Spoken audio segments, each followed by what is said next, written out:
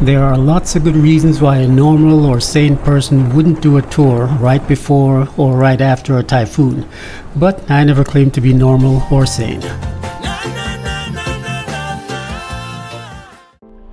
Okay, this is what things look like at 7:23 a.m.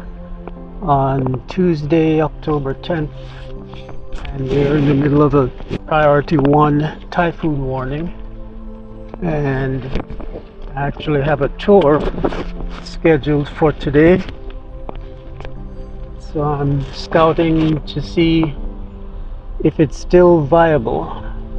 I know some people may think that's a little crazy, but I have a guest who's flown all the way here from the States, and if it's still okay to be out on the streets, then there's no reason that he can't enjoy a little adventure. I read in the paper that during the storm, people are advised not to be on the streets driving unless they need to, which is obviously a wise thing to do. But if it's just a suggestion, then I'll see if my customer wants to do something a little exciting and tour an island during a typhoon. So this is what the streets look like at 7:25 a.m. and people are still going about their business. I know schools are closed, government offices are closed. I also have to find out if American Memorial Park, Federal Park, is closed as well. And according to the reports, the brunt of the storm should hit in the evening, afternoon to evening. So that could still give me time to do the tour starting in the morning and wrap it up if things start to get a little hectic. And my typhoon tourist Ron D and I are on our way. Beautiful. In fact, I think the waves and the churning is a little more dynamic, you know. By the time we got to Tank Beach in Cagman, we found out we weren't the only ones who were crazy enough to do a tour on this day. And the police officers were out in force, keeping the crazies from harming themselves.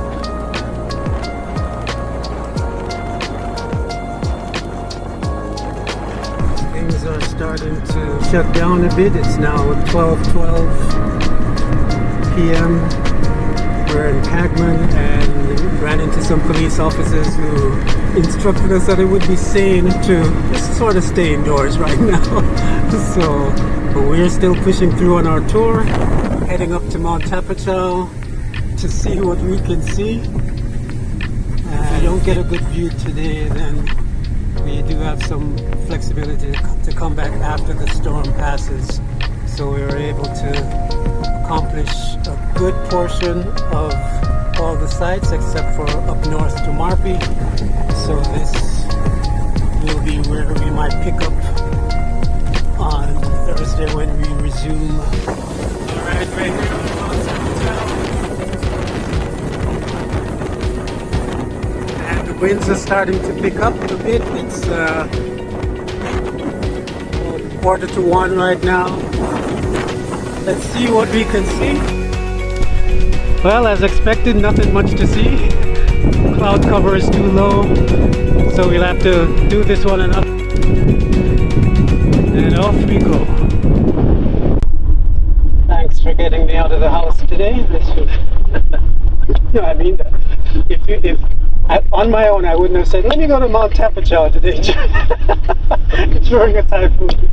So this is cool. We're out here at Banzai Cliff, and we're at Suicide Cliff at about 1:30.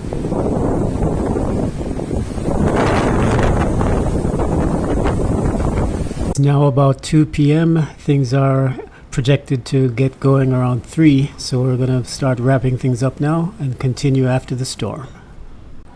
The storm came and went, and the plan on this morning is to go to Tinian, but we had to wait for all the planes to be flown back from Guam where they were hangared. So we did a little sightseeing beforehand to kill some time. Alright, Alright, so that's what the inside of an air raid shelter looks like. One end, watch your head, and the other end, and let's see.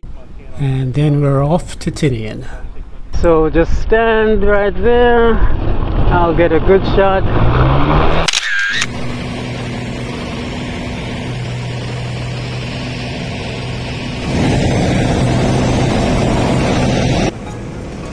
Good day on Tinian, perfect weather. We saw a few sights. The challenge, of course, was that there hadn't been any cleanup done on the island by that time, so I had to do some of it myself.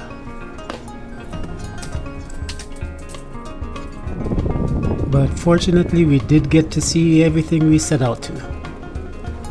World War II structures, Shinto shrines, relics from the Spanish era, indigenous culture, and all of Tinian. And a good time was had by all on Discover Saipan's first ever Typhoon tour. Subscribe. You know, hear what a man say.